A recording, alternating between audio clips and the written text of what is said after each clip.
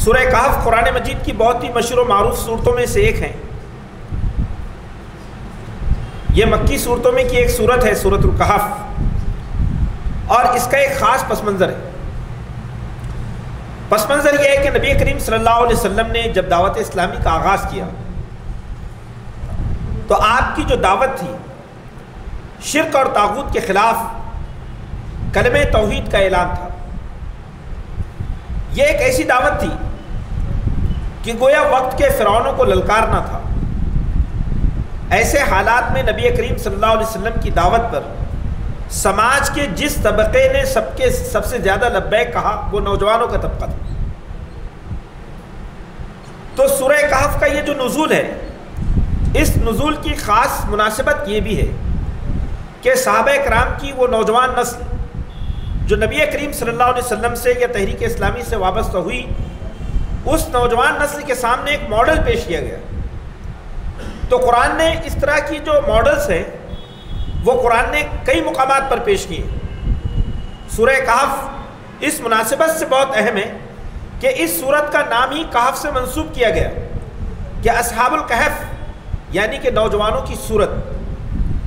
آپ دیکھتے ہیں کہ جمعہ کی شب میں خاص طور سے اس کا لوگ اہتمام کرتے ہیں، لیکن ہم اس بات کو بھول جاتے ہیں کہ سورۃ الکہف ایک بہت ہی ویژنری سورت ہے جو ایک نوجوان نسل کو اقامت دین کے لیے تیار کرتی ہے. اسی طرح سورہ یونس ہے جس میں اللہ تعالیٰ نے فرعون کے مقابلے میں اٹھنے والے ان نوجوانوں کا ذکر خیر کیا جنہوں نے حضرت موسیٰ علیہ السلام کی تحریک کا ساتھ دیا تھا. اور اسی طرح قرآن مجید میں سورہ بقرہ میں اللہ تعالیٰ نے حضرت ابراہیم علیہ السلام کی اس دعا کو کوٹ کیا جس میں اللہ نے ابراہیم علیہ السلام کو امامت عالم کی خوشخبری سنائی کہ اذ ابتلی ابراہیم ربہ بکلمات فاتمہن، کہ یاد کرو اس وقت کو کہ جب ہم نے ابراہیم کو چند باتوں میں آزمایا اور ابراہیم اللہ کی آزمائشوں میں پورے اتر گئے. تو اللہ نے یہ فرمایا کہ اے ابراہیم میں تجھے سارے انسانوں کا امام بنانا چاہتا ہوں. تو فوراً ابراہیم نے یہ اللہ سے پوچھا قال ومن ذریتی، اے اللہ کیا میری نوجوان نسل کے لیے بھی یہ خوشخبری ہے؟ کیا امامت کا یہ تاج، عالم انسانی میں تیری نمائندگی، عالم انسانی میں تیری وحی کی روشنی میں انسانی دنیا کی قیادت اور رہنمائی کا یہ فریضہ کیا میری نوجوان نسل، میری آئندہ کی جو نسلیں ہیں ان کو بھی حاصل ہوگا؟ تو اللہ تعالیٰ نے فرمایا قال لا ینال عہد الظالمین، اے پیغمبر ابراہیم سنو کہ میرا یہ وعدہ، میرا یہ قول و قرار ظالموں کے ساتھ نہیں. تو ہم اس بات کو دیکھتے ہیں کہ سیدنا ابراہیم کے ویژن میں یہ بات شامل تھی کہ اگر ہمیں دنیا میں اپنی نسلوں کی برقراری چاہیے اور ہم یہ چاہتے ہیں کہ دنیا میں ہمارا مشن زندہ اور پائندہ رہے، تو ہماری نوجوان نسل کو ہمارے مشن سے جڑنا ہوگا. اگر ہماری نوجوان نسل ہمارے مشن سے نہ جڑے تو پھر ہمارا مشن ہمارے ساتھ ہی دفن ہو جائے گا. اس لیے دنیا کی جتنی سنجیدہ قومیں گزری ہیں ان قوموں نے اپنی نسلوں کی تربیت اور ان کو صحیح رخ دینے کے لیے ہمیشہ تربیت ان کے انتظام کیا ہے. تو یہ جو سورہ کہف ہے جن آیات کا میں نے انتخاب کیا ہے، آیت نمبر 12، 13 اور 14، تو اس میں اللہ تعالیٰ نے یہ جو اسلوب اختیار کیا کہ نحن نقص علیک نبأهم بالحق، اے پیغمبر ہم آپ کو اصحاب کہف کے وہ جو چند نوجوان تھے ان نوجوانوں کا ذکر ہم آپ سے کرنا چاہتے ہیں. قرآن کا انداز دیکھیے، اللہ اپنے پیغمبر سے مخاطب ہے اور پیغمبر بھی وہ جلیل القدر پیغمبر کہ جو قیامت تک ایک عظیم الشان انہیں انسانیت کا قائد ہیں، جو انسانی دنیا کا قیامت تک قائد ہیں، اور اب اس پیغمبر کی جو نسل ہے وہ قیامت تک جو ہے امامت کے اس منصب سے جڑی رہے گی. تو اللہ تعالیٰ نے اپنے نبی محمد مصطفیٰ صلی اللہ علیہ وسلم سے کہا کہ ہم آپ کو اصحاب کہف کا واقعہ سنانا چاہتے ہیں. وہ واقعہ کیا ہے؟ واقعہ یہ ہے کہ پوری شرک زدہ قوم سے، طاغوت کی سرپرستی میں زندگی گزارنے والی قوم کے درمیان چند نوجوان اٹھے.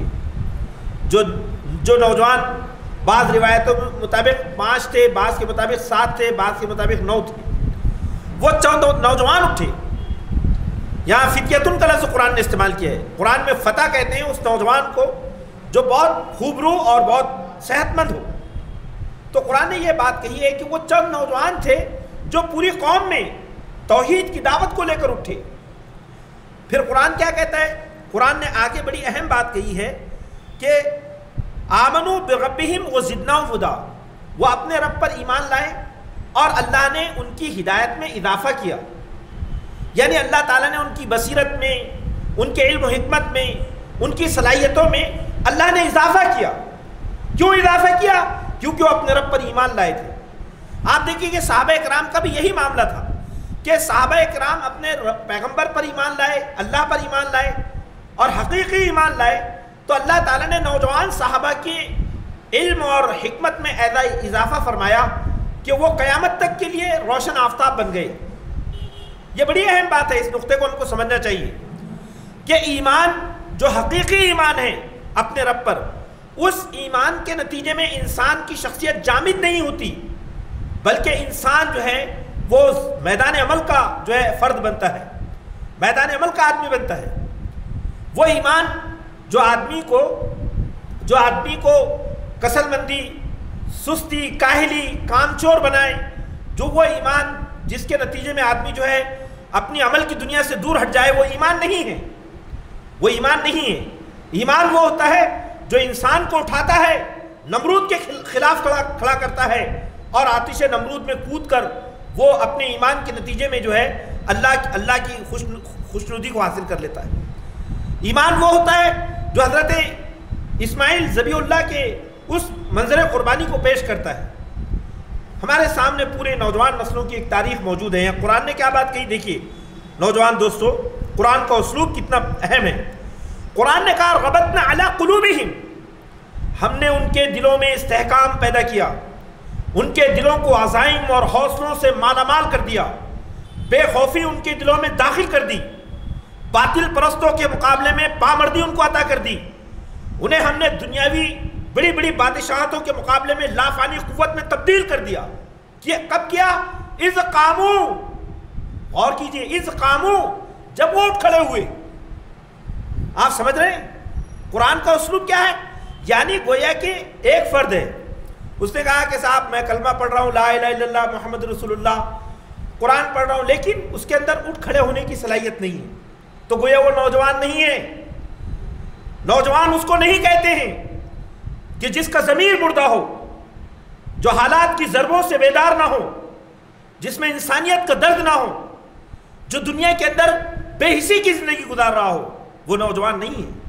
قرآن نے کہا کہ ہمارا وعدہ یہ ان نوجوانوں سے کہ جو اس قاموں، جو اٹھ کھڑے ہوئے، جنہوں نے اپنی پوزیشن لی، حالات کے مقابلے میں انہوں نے اپنے آپ کو تیار کر لیا. جب وہ اس پوزیشن میں آئے تو اللہ کی طاقتیں، اللہ کی رحمتیں، اللہ کی قدرتیں ان کے ساتھ ہو گئی اور پھر وہ دنیا کے اندر ایک عظیم قوت میں تبدیل ہو گئے. قرآن نے ان کے اعلان کو کیا کہا؟ فقالوا ربنا رب السماوات والارض. انہوں نے یہ اعلان کیا کہ لوگوں سنو، ہمارا رب وہ ہے جو آسمان و زمین کا رب ہے. لن ندعو من دونہ الہا، ہم اللہ کے سوا کسی دوسرے معبود کو ہرگز نہیں بلا سکتے، کسی دوسرے معبود کے سامنے ہاتھ نہیں پھیلا سکتے. خدا کے سوا کوئی معبود نہیں ہے. قلنا لقد قلنا اذا شططا، اگر ہم ایسا کچھ کہیں گے تو یہ بے وقوفی کی بات ہوگی اور شرارت کی بات ہوگی. تو نوجوان دوستو، میں آپ کے سامنے یہ بات عرض کرنا چاہ رہا ہوں کہ دراصل ہم اس راز کو نہیں پا سکے، ہم اس راز کو سمجھ نہیں سکے کہ امت مسلمہ کی جو نوجوان نسل ہے، جو اس امت کی اصل طاقت ہے. کسی بھی امت یا کسی بھی قوم کی اصل طاقت اس کا نوجوان طبقہ ہوتا ہے.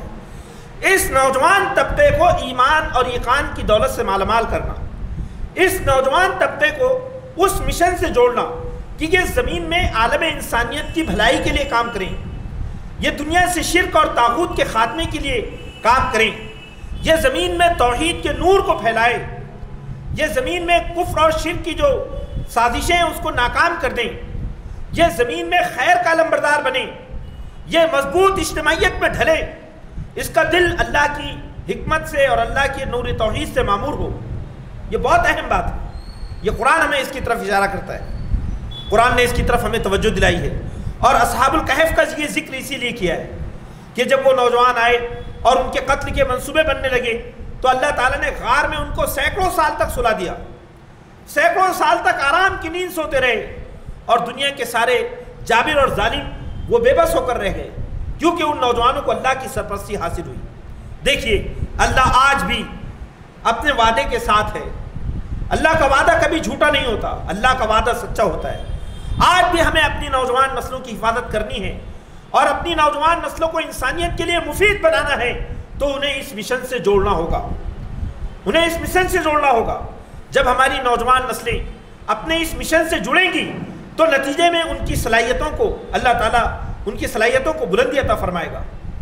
ہمارے سامنے صحابہ کرام کی زندگیاں ہیں، اللہ کے رسول صلی اللہ علیہ وسلم کی آپ جو ہے زندگی مبارک کو دیکھیے کہ اللہ کے رسول جب دنیا سے رخصت ہونے لگے تو سب سے بڑا معرکہ جو پیش آیا تھا وہ معرکہ تھا قیصر روم کے خلاف۔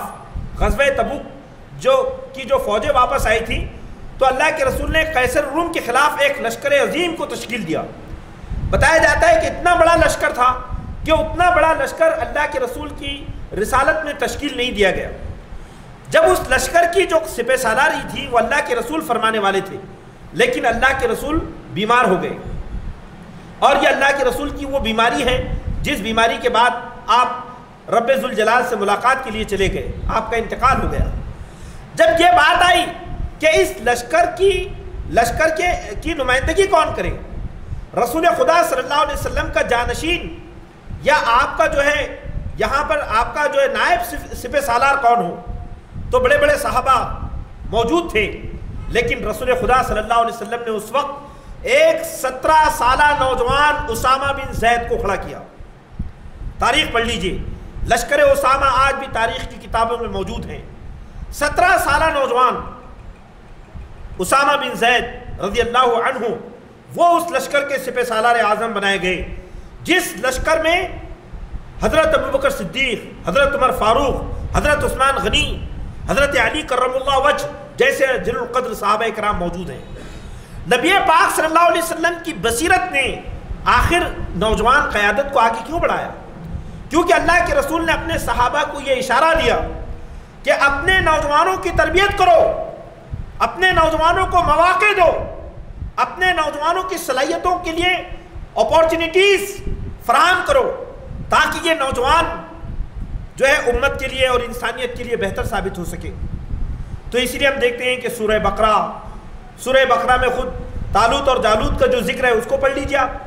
وہاں پر اللہ تعالیٰ نے بتایا کہ حضرت طالوت علیہ السلام فلما فصل طالوت بالجنود، طالوت علیہ السلام ایک نوجوان تھے، پیغمبر حضرت سموئیل نے طالوت علیہ السلام کو بنی اسرائیل کا بادشاہ بنا دیا۔ اور کیوں بنایا؟ کیونکہ طالوت علیہ السلام میں علم اور جسم یعنی انٹلیکچوئل پاور اور فزیکل پاور، مسل پاور دونوں چیزیں موجود تھیں، بڑے بڑے قوم کے سردار موجود تھے، لیکن ایک نوجوان کو قیادت کے مشن پر فائز کیا گیا۔ اور پھر جب طالوت کا لشکر میدان میں اترا تو جالوت جیسے ظالم بادشاہ کو میدان جنگ میں جس نوجوان نے ہلاک کیا وہ نوجوان ہے داؤد۔ قرآن مجید کہتے ہیں کہ داؤد ہے، اور داؤد علیہ السلام کی اس وقت عمر 16 سال تھی۔ سورہ بقرہ کو پڑھیا، وہاں پر یہ واقعات موجود ہے۔ تو میرے نوجوان دوستو، دراصل یوتھ ونگ یہ ملک میں تعمیری کام کرنا چاہتی ہے۔ یوتھ ونگ چاہتی ہے کہ امت مسلمہ کی وہ نوجوان نسلیں جو تیزی کے ساتھ میں الگ الگ مقاصد رکھنے والی جو تنظیمیں ہیں ان کے ٹریپ میں آ رہی ہیں، ان سے نکال کر ان کو اللہ کی کتاب کی روشنی میں ان کی تربیت کریں۔ تو یہاں یہ جو آیت کریمہ کا میں نے آپ کے سامنے انتخاب کیا، اس آیت کریمہ کا صرف یہ حاصل آپ ذہن میں رکھیے کہ قرآن یہ کہتا ہے کہ وہ غار کہف کے غار میں وہ نوجوان تھے، وہ چند نوجوان تھے جو اپنے رب پر ایمان لائے، اور وہ نوجوانوں کی جو جماعت تھی وہ جماعت کو اللہ نے اس وقت سپورٹ کیا جب وہ اٹھ کھڑے ہوئے، جب وہ میدان میں آئے تو اللہ تعالیٰ نے ان کے دلوں کو مضبوطی عطا کی، علم و حکمت سے ان کے سینوں کو معمور کر دیا، بصیرت ان کو عطا کی، صلاحیتیں ان کو عطا کی، اپنی سرپرستی اور اپنی جو ہے اللہ نے ان کو ولایت عطا فرمائی، اور وہ نوجوان تاریخ انسانی کے تابندہ ستارے بن گئے۔ آج تک انسانیت ان کے نام سے روشنی حاصل کرتی ہے۔ تو یہ آیات کریمہ کا جو درس میں نے آپ کے سامنے پیش کیا ہے، یہ غیر معمولی جو ہے آیات ہے جو ہمیں زندگی دیتی ہیں۔ نوجوانوں کی اس تنظیم کو چاہیے کہ وہ ان آیات کی روشنی میں اپنا احتساب کریں کہ کیا واقعی رسول خدا صلی اللہ علیہ وسلم کی امتی ہونے کی حیثیت سے ہماری نوجوانیاں پاکیزہ مقاصد کے تحت گزر رہی ہیں؟ کیا ہم پاکیزہ اجتماعیت سے اپنے آپ کو جوڑے ہوئے ہیں؟ کیا خدا کی رحمت اور اس کی سرپرستی ہمیں شامل ہو؟ اللہ سے دعا ہے کہ اللہ ہم سب کو عمل کی توفیق عطا فرمائیں، ہماری کمزوریوں اور کوتاہیوں سے درگزر فرمائیں، اللہ ہمارے لیے آسانیاں پیدا فرمائیں، ہمارے نوجوانوں کی حفاظت فرمائیں اور نوجوانوں کو بلند اور اعلیٰ مقاصد کے لیے زندگی میں برسرے عمل رہنے کی توفیق عطا فرمائیں۔